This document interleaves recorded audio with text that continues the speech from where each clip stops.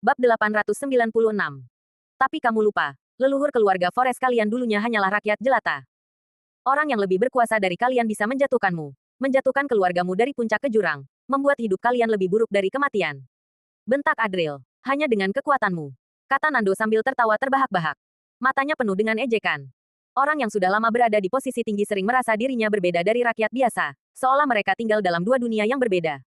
Mereka merasa dirinya adalah makhluk yang lebih unggul, menganggap kehidupannya yang penuh kekuasaan akan berlangsung selamanya. Nando tidak percaya Adril bisa menjatuhkannya apalagi berpikir bahwa Adril bisa membunuhnya hari ini.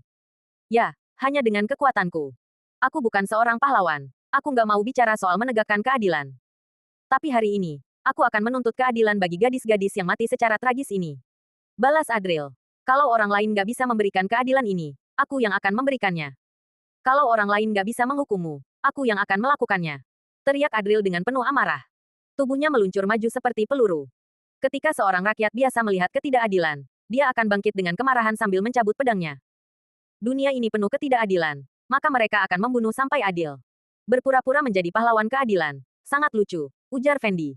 Fendi menatap Adril dengan pandangan menghina. Bagi orang-orang yang berani melawan kekuasaan, mereka semua akan mati. Tidak ada pengecualian. Hasil akhir Adril pun tidak akan berbeda.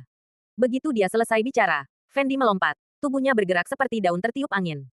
Gerakannya tak bisa ditebak, cepat dan gesit.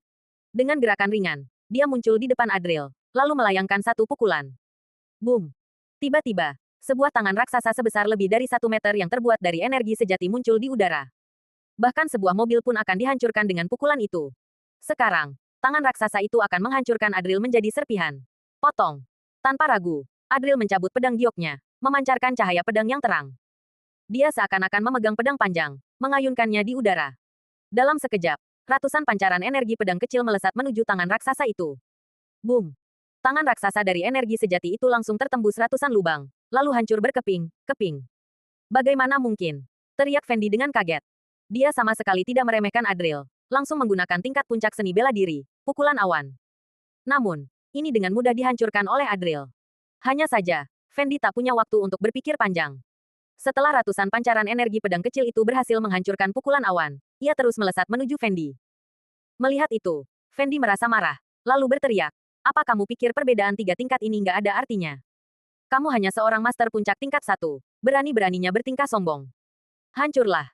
Fendi mengibaskan lengan bajunya, melepaskan ledakan energi sejati yang dahsyat, yang berubah menjadi ratusan tangan yang menghancurkan semua pancaran energi pedang itu. Kemudian, bayangan-bayangan tangan itu terbang ke arah Adril. Dalam sekejap, Adril dikelilingi oleh bayangan-bayangan tangan yang tak terhitung jumlahnya.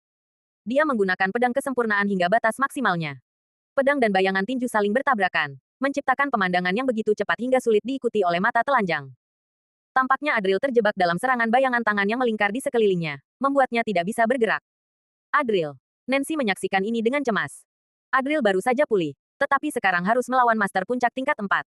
Ini terlalu sulit. Selain itu, dia tampaknya berada di posisi yang tidak menguntungkan.